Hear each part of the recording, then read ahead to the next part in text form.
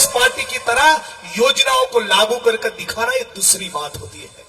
मैं गुजरात से आता हूं, लेकिन राजस्थान की कांग्रेस सरकार ने जो योजनाएं लागू की और उन योजनाओं को इस प्रकार से जमीन पर उतार के दिखाया, राजस्थान कांग्रेस अशोक गहलोत के मॉडल के सामने गुजरात मॉडल की कोई औकात नहीं। और आप तमाम साथियों को ये कहना चाह रहा हूं, ये संविधान को बचाने की लड़ाई है, हमारे लोकतंत्र को बचाने की लड़ाई है।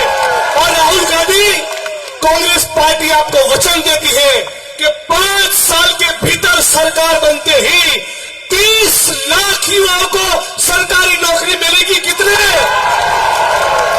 मेरे साथ कहिए, कितने युवाओं को रोजगार मिलेगा? 30 सारे किसानों का कर्जा माफ होगा। क्या होगा? क्या होगा? क्या होगा?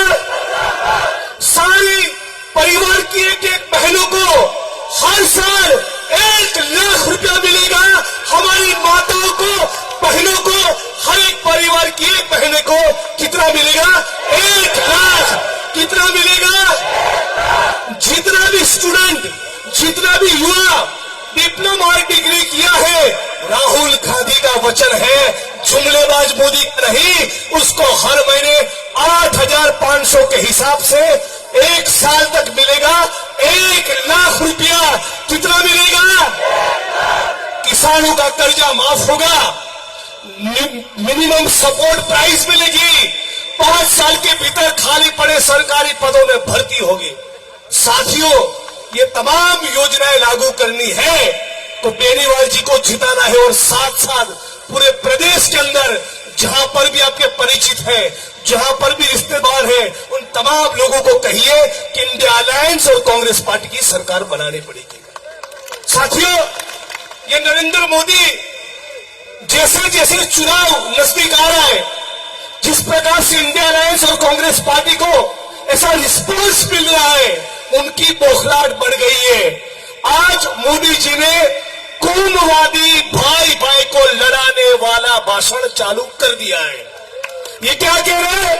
आज मोदी जी ने भाषण में कहा कि ये कांग्रेस वाले सारी धन दौलत मुसलमान में बांटना चाहते हैं। हम खुलकर कहना चाहते हैं, ये जो पंजा है ना, पंजा, वो दलित, आदिवासी, ओबीसी, मुस्लिम और हिंदू, इन तमाम लोगों से बनता है, और इसीलिए उसको पंजा कहते हैं।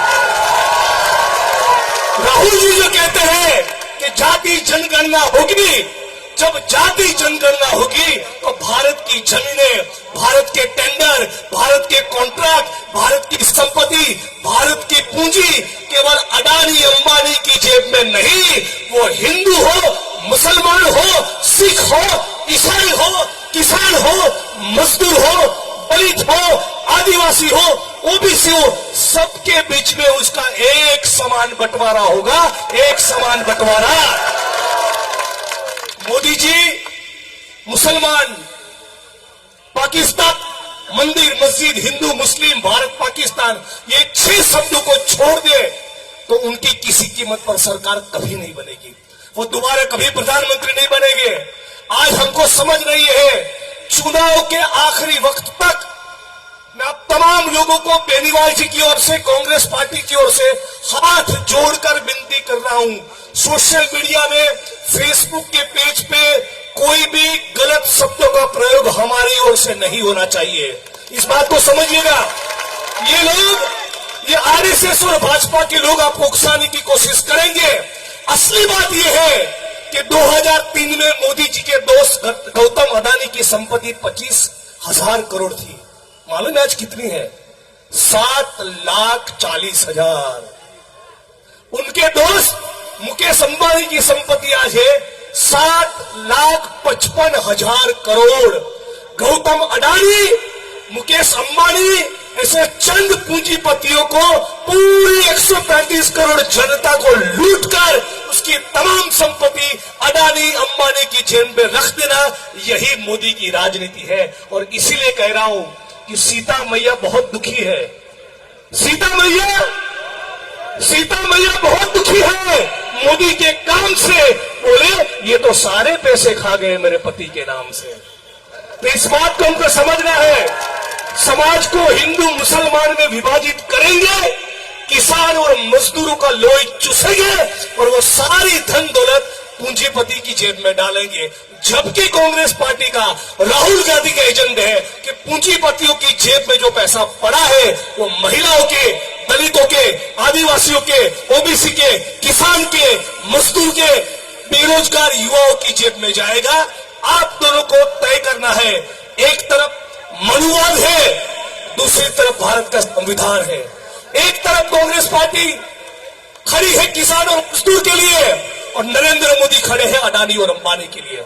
अब तमाम लोगों से, ज्यादा वक्त नहीं है, लंबी बात नहीं कर पाऊंगा, अब तमाम लोगों से हाथ जोड़कर विनती यही है, आज अभी इस वक्त जिस ऊर्जा, जिस उत्साह के साथ आप खड़े हैं, जब तक बटन दबाए नहीं तब तक आप लोगों को एक एक बूथ पर जाकर एक एक व्यक्ति को समझाना है कि हर कीमत पर जीत बेनीवाल जी की होनी चाहिए। यदि मैं बाड़मेर का, यहां का रहने वाला होता तो मेरा भी वोट बेनीवाल जी को जाता और इसलिए मेरे साथ नारा लगाइए, बेनीवाल जी तुम आगे बढ़ो, बेनीवाल जी तुम आगे बढ़ो, बेनीवाल जी तुम आगे बढ़ो। जय भीम, जय भारत, जय कांग्रेस। लड़ेंगे और जीतेंगे। नरेंद्र मोदी आरएसएस और भाजपा को कह रहे हैं ये धरती अपने आप की नहीं किसी के बाप की। लड़ेंगे और जीतेंगे। आदरणीय हेमाराम जी चौधरी संबोधित करेंगे।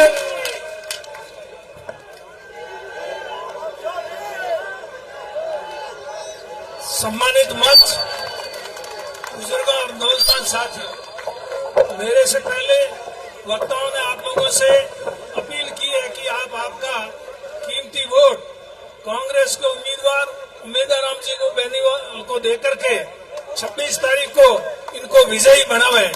अभी समय बहुत कम है, इसलिए मैं लंबी चौड़ी बात नहीं कहते हुए सिर्फ आप लोगों से अपील करने के लिए आपके बीच में उपस्थित हुआ हूं। और मुझे आप लोगों पर जिस प्रकार का उत्साह, जोश आज आप लोगों में मैं देख रहा हूं, पूरा विश्वास हो गया है कि 26 तारीख को आप जो मतपेटियां हैं, ईवीएम, उन सबको राम जी के पक्ष में एक नंबर का बटन दबा करके इनको भारी मतों से यहाँ से जीता करके भेजेंगे। और राम जी आपके सुख दुख में हर समय आपके साथ रहने वाले व्यक्ति हैं, जिसको आप जानते हैं और मेरे से पहले वक्ताओं ने बताया है। इसलिए और राम जी उम्मीदवार खुद अभी बोलना बाकी है, समय बिल्कुल ही नजदीक आ चुका, बहुत कम समय बचा है, इसलिए मैं लंबी चौड़ी बात नहीं कहते हुए आप सब लोगों से हाथ जोड़ के यही अपील करता हूं कि मंच पर बैठे और भी हमारे साथी, बहुत सारे साथी बोलना चाहते थे, आप लोगों से वोट के लिए अपील करना चाहते थे, लेकिन समय की कमी की वजह से वो अपील नहीं कर सके। इसलिए आप मंच पर बैठे उन सब की तरफ से अपील मानते हुए, उनकी अपील पे गौर करते हुए इनको विजयी बनावे। धन्यवाद। जय हिंद।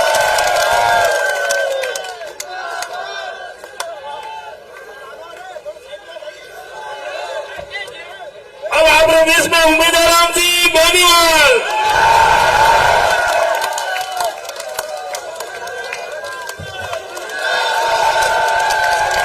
राम राम भैया, आज बालोतरा की पावन धरा पर आप लोगों के बीच में वोटों की अपील करने आया हूं। मंच पर विराजमान सम्माननीय अपने बीच में मेहमान पधारे गुजरात से जगदीश मेवानी जी, आदरणीय हरीश जी चौधरी साहब, हेमाराम जी, मदन जी और सम्मानित मंच और बड़ी संख्या में पधारे हुए मेरे भाइयों, आप इतनी बड़ी संख्या में पधार कर मुझे आशीर्वाद देने के लिए, विश्वस्त करने के लिए आए हो, आपका बहुत बहुत आभार, बहुत बहुत धन्यवाद।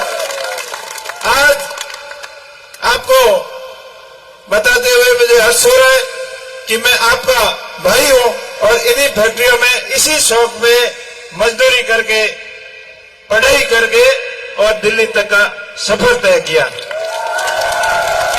मैं आपका भाई, आपसे वादा करता हूं कि आपका आशीर्वाद मुझे मिलेगा तो मैं आपके फैक्ट्रियों के अंदर जो आप भाइयों को परेशानियां आ रही है सबसे पहले उनका समाधान कराऊंगा। एक तरफ आपका भाई चुनाव लड़ रहा है और सामने बड़े पैसे वाले, बड़े नखरे वाले लोग चुनाव लड़ रहे हैं। आप फैसला आपको करना है कि आप साथ किसका दोगे। अपने भाई का साथ दोगे कि नहीं? इस बालोतरा की धरती पर 1913 में मैं पहली बार आया, जब 9th क्लास के 11th क्लास के अंदर एडमिशन लिया। 11वीं और 12वीं क्लास 95 में पास की और मजदूरी करके और अपनी पढ़ाई की। तो मुझे पता है एक मजदूर का क्या दर्द होता है, किन किन परिस्थितियों से एक मजदूर को गुजरना पड़ता है। उसके बाद दिल्ली पुलिस की नौकरी भी की और नौकरी में ज्यादा मन नहीं लगा तो व्यापार भी शुरू किया। तो मुझे व्यापारियों की परेशानी भी पता है।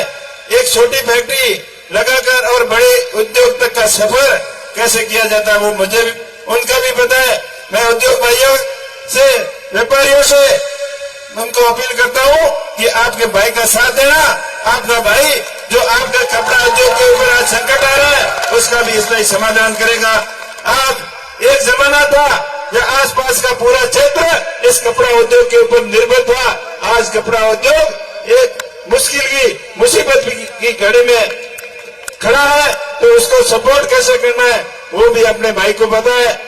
आज पोल्यूशन की इतनी समस्या है, कभी भी एनजीटी में डंडा दिखाकर फैक्ट्रियां बंद करवा देती है, तो इनका समाधान कैसे करना है उसके बारे में ये कोई पता नहीं, अपना सपोर्ट नहीं करते। तो मैं आपका भाई आपसे वादा करता हूं कि इन उद्योगों का ज्यादा विकास हो, या WT plant, water treatment plant बड़ी कैपेसिटी का लगे, औद्योगिक नए औद्योगिक क्षेत्रों का विकास हो, या पावर लूम, हैंडलूम लगे।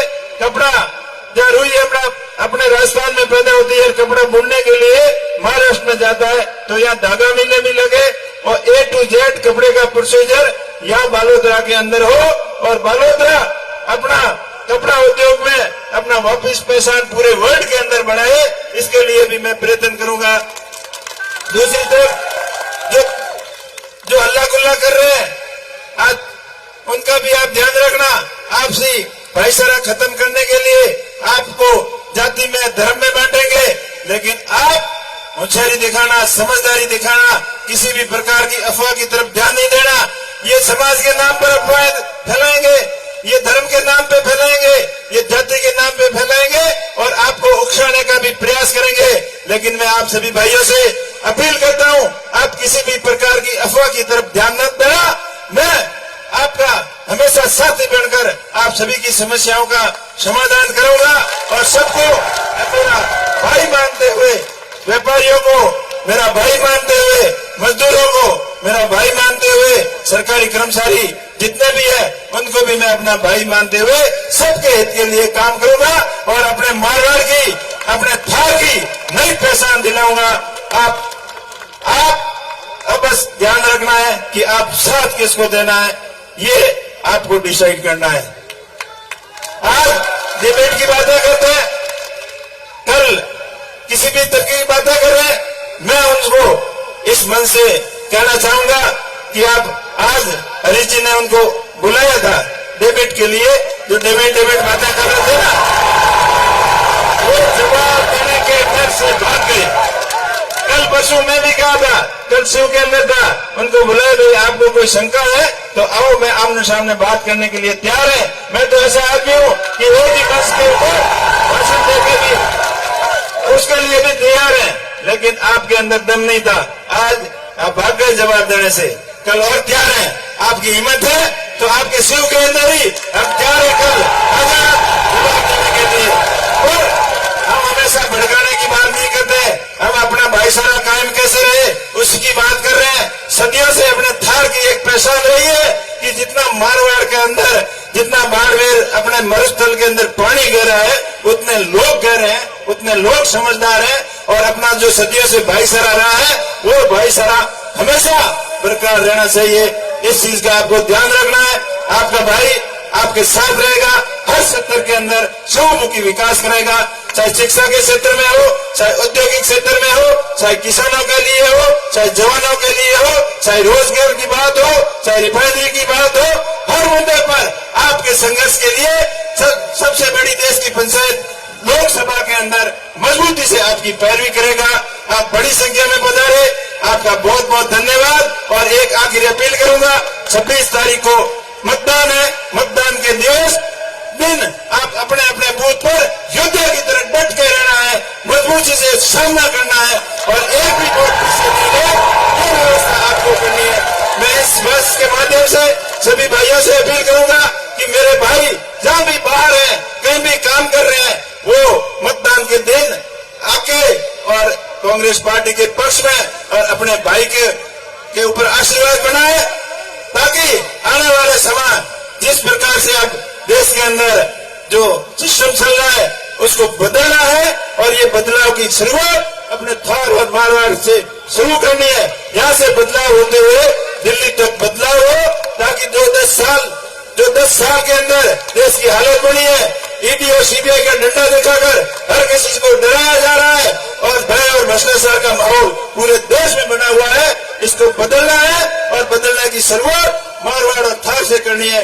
आपका बहुत बहुत धन्यवाद, बहुत बहुत आभार। जय हिंद, जय भारत, जय कांग्रेस।